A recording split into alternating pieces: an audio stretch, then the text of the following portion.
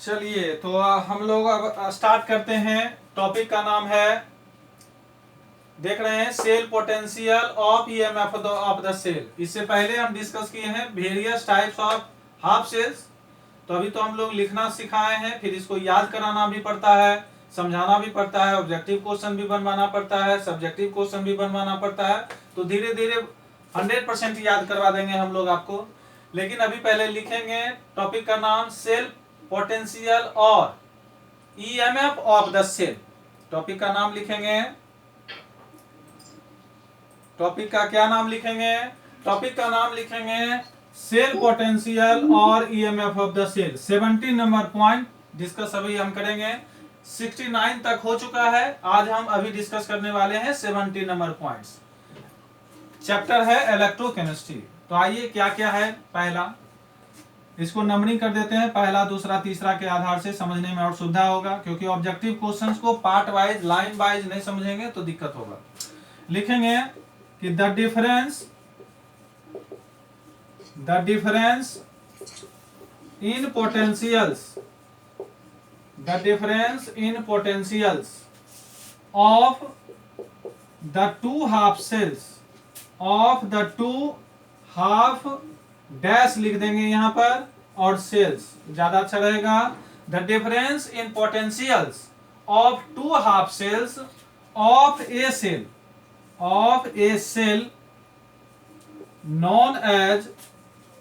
known as electromotive force, जिसको आप small letter में भी इस प्रकार से लिख सकते हैं, ईएमएफ ऑफ द सेल, और इसी को हम कहते हैं सेल पोटेंशियल, इसी को भी हम कहते हैं सेल पोटेंशियल। इन्वर्टेड कॉमा में भी आप इसको वहां से वहां तक बंद कर सकते हैं तो ज्यादा सुविधा होगी। तो डिफरेंस है, सिर्फ एनसीईआरटी के बुक में भी अगर पढ़ेंगे तो इसी प्रकार से लिखा हुआ है, तो उसका उसका भी लैंग्वेज हम लोग पढ़वा देंगे और इसका भी। The difference in potentials of the two half cells of a cell known as electromotive force और ईएमएफ ऑफ द सेल और सेल पोटेंशियल। तो लिख लिए, ये डेफिनेशन कल आप हमको याद करके सुना देंगे। लैंग्वेज समझने में कोई दिक्कत है नहीं, क्योंकि आप इंग्लिश मीडियम में पढ़ रहे हैं।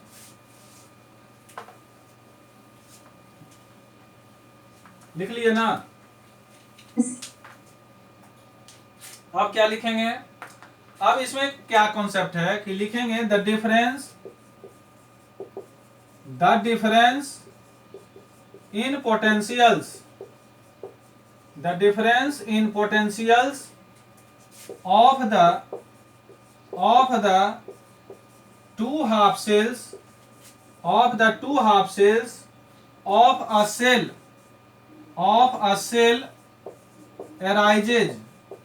arises due to the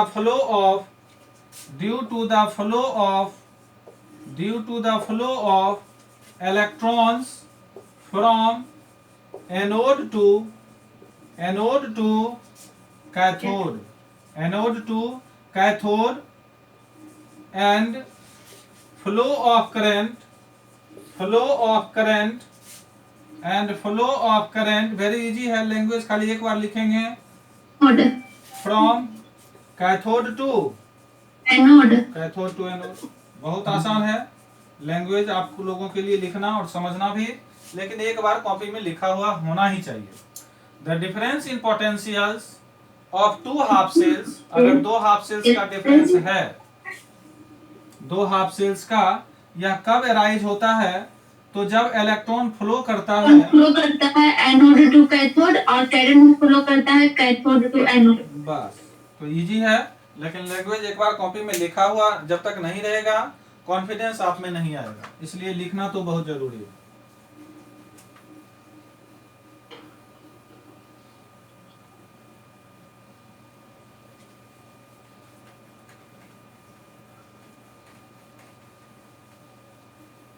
लिख लिए? अब एक एरो बनाकर हम लोग को दिखा देना है। जैसे एक एरो इधर से इधर बना दिए और दूसरा एरो एक इधर से इधर बना दिए। अब अगर हमको इधर एनोड लिखना है और इधर कैथोड लिखना है तो आप लोग अब आसानी से बोल सकते हैं खुद मेरे बिना लिखे हुए इधर करंट फ्लो करेगा एनोड टू कैथोड और cathode to anode current flow करेगा। दोनों में करंट बोल दिए? नहीं सर, एक में इलेक्ट्रॉन फ्लो करेगा। तो इसमें लिख देते हैं एनोड से कैथोड। इसमें क्या लिखना है? इलेक्ट्रॉन। ऊपर वाला में इलेक्ट्रॉन, नीचे वाला में करंट। तो एग्जाम में आप इस प्रकार से लिख देंगे कि एनोड इधर बना देंगे, उधर कैथोड बना देंगे, तो थोड़ा एक तरह का ग्राफिक के तरीके समझा दिए कि flow of electron anode to cathode and flow of current cathode to anode. तो बहुत इजी था समझना, लेकिन लिखेंगे कैसे सेल पोटेंशियल अगर बोर्ड के एग्जाम में पूछ दिया जाए तो how can you write? This is the way of writing. मिटा दें? Yes sir. दूसरा पॉइंट कैसे लिखेंगे? इसी का दूसरा पॉइंट पार्ट वाइज कर देंगे तो ज्यादा सुविधा होगा। दूसरा point, the EMF of the cell.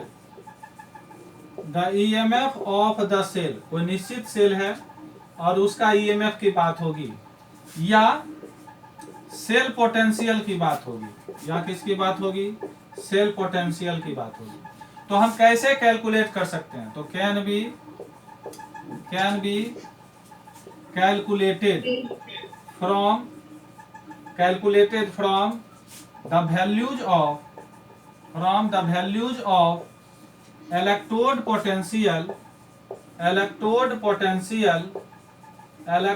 potentials of two half cells। दो हाफ सेल से हम पता करेंगे। समझ गए? जिसमें वह किस में बना होगा? वह सेल में ही बना होगा, कंस्टिट्यूटिंग द सेल, और इस तरह से सेल का निर्माण भी होता है। सर हाफ सेल के बाद क्या लिखा?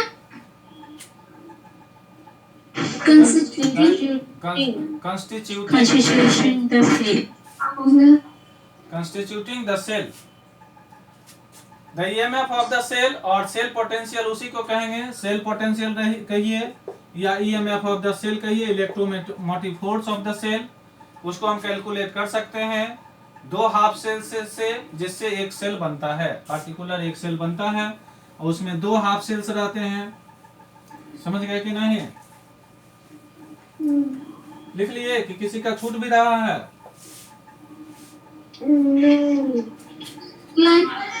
उसी में लिखेंगे दी फॉलोइंग। अभी हम और इसके अंदर हम 3 पॉइंट पढ़ाने वाले हैं इस दूसरा नंबर के अंदर। The following 3 methods are in use. 3 method हम लोग यूज करेंगे। कितना मेथड? 3 मेथड। तो अब रोमन में लिखेंगे पहला, इस दूसरा के लिए पहला कब? तो व्हेन ऑक्सीडेशन पोटेंशियल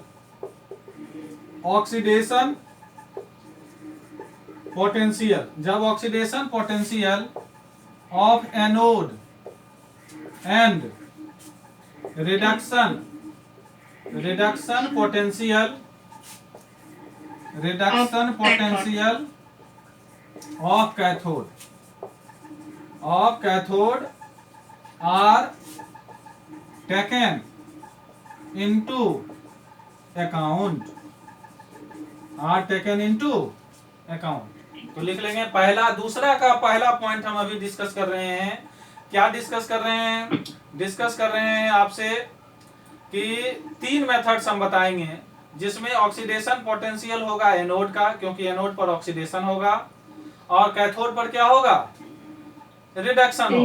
तो इस बात को भी आप याद रखेंगे कि ऑक्सीडेशन पोटेंशियल किसका? तो एनोड का। रिडक्शन पोटेंशियल किसका? तो कैथोड का। तो इसको हम काउंट करेंगे। कैसे काउंट करेंगे? यहाँ पहला तो आपका लिखा हुआ ही है, उसी के नीचे अभी हम लिखेंगे।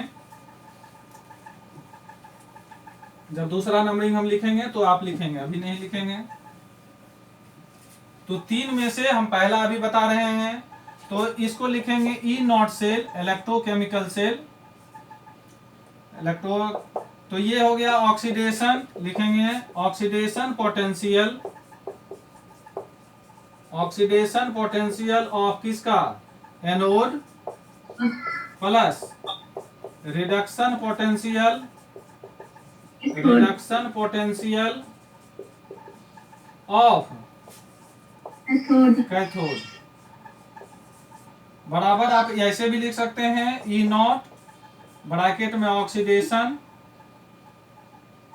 या ब्रैकेट छोड़ दीजिए, ई नॉट यहाँ नीचे ऑक्सीडेशन और बगल में एनोड को साथ में लिख देते हैं ताकि याद हो जाएगा।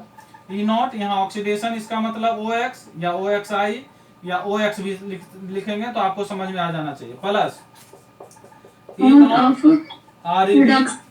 RED रिडक्शन, और बगल में लिख लीजिए कैथोड, तो ज्यादा आसान होगा आपको याद करने में। तो E naught oxidation anode plus E naught reduction cathode, लिख लिए? यस।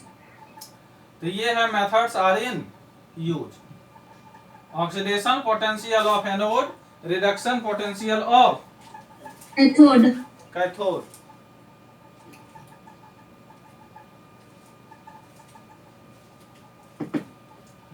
चलिए दूसरा पॉइंट, ये अब लिखेंगे हम दूसरा पॉइंट, समझ में आ ही रहा होगा, इसको एक बार पढ़ लेंगे, एक बार लिख लें, सुना दीजिएगा हमको, याद करके ऑटोमेटिक धीरे धीरे कॉन्सेप्ट आपका डेवलप होता जाएगा। इसी का फॉलोइंग 3 मेथड्स में अभी हम दूसरा फिर डिस्कस करेंगे। पहला हो चुका, रोमन में आप दूसरा लिखिए, when reduction potentials, when reduction potentials of both electrodes are taken into account, अगर दोनों का रिडक्शन पोटेंशियल ही दे दिया जाए बोथ इलेक्ट्रोड्स का, तब क्या लिखेंगे? तो ई नॉट सेल बराबर reduction potential of cathode, reduction potential of cathode minus reduction potential of किसका लिखेंगे? एनोड।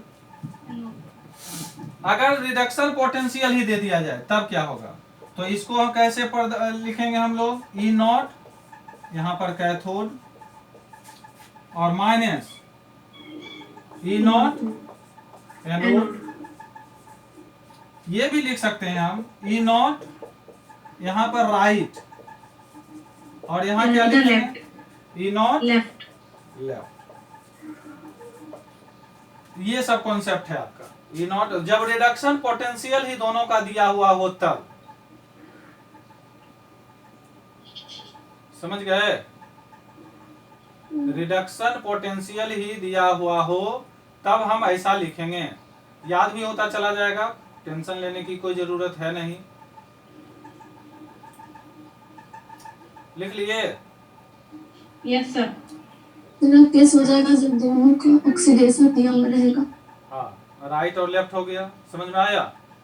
Yes sir. तो ये दूसरा पॉइंट था। ये पहले से भी समझ में आपको आ रहा है क्योंकि फिगर बहुत सारा बना चुके हैं पहले, और थोड़ा बहुत इसका जानकारी पहले से भी है, लेकिन लैंग्वेज लिखना बोर्ड के लिए, बोर्ड के पॉइंट ऑफ व्यू से कॉपी में लिखा हुआ रहना बहुत जरूरी है। If you are going to take examination of 12th board.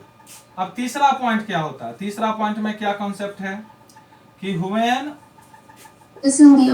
Oxidation potential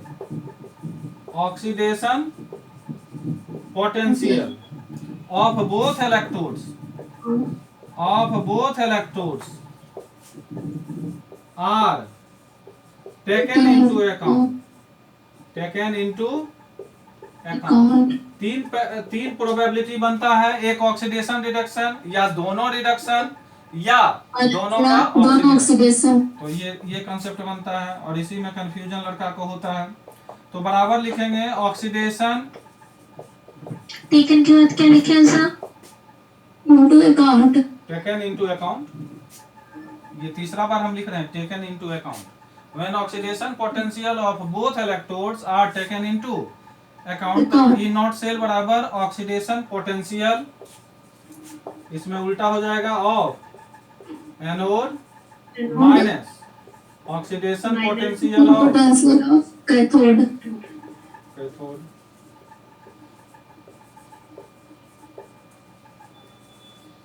कैसे लिखेंगे? तो बराबर E naught ox oxidation anode minus bracket में नोट कर दीजिएगा E naught reduction R E D लिख दीजिए और बगल में लिख दीजिए कैथोड। ऐसा लिख दीजिए। तो ये पॉइंट है, समझ गए? Yes sir. तो 3 पॉइंट्स आप याद कर लेंगे, ऑक्सीडेशन वाला भी, रिडक्शन वाला भी, रिडक्शन दोनों। तो ये सब आप डिस्कस कर लेंगे। अब 71 नंबर जो पॉइंट हम डिस्कस करेंगे नेक्स्ट क्लास में, उसका नाम लिख लेंगे डिफरेंस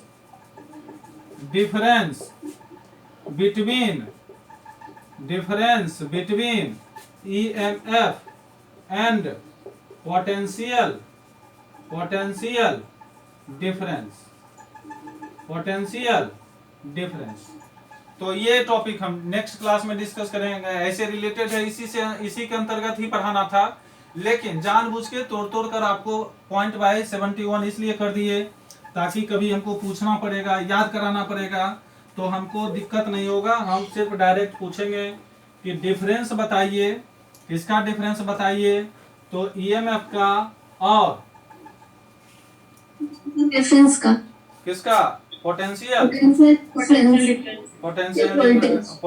डिफरेंस का। तो EMF और पोटेंशियल डिफरेंस में हमको डिफरेंस याद कराने में सुविधा होगा, इसीलिए तोड़ कर लिखे। हम 70 में भी इसको इंक्लूड करके रख सकते थे, लेकिन जितना छोटा छोटा पार्ट करेंगे उतना ज्यादा आपको याद करने में भी सुविधा होगा और हमको पूछने में भी सुविधा होगा, और छोटा क्वेश्चंस का भी, शॉर्ट क्वेश्चंस का भी आंसर देने में सुविधा होगा, और लॉन्ग तो सबको मिला दीजिएगा तो लॉन्ग ऑटोमेटिक हो जाएगा। समझ गए? तो आपका क्लास यहीं पर समाप्त होता है और फिर हम नेक्स्ट क्लास में इवनिंग में मिलते हैं। ठीक है? Thank you sir. Okay okay, thank you sir.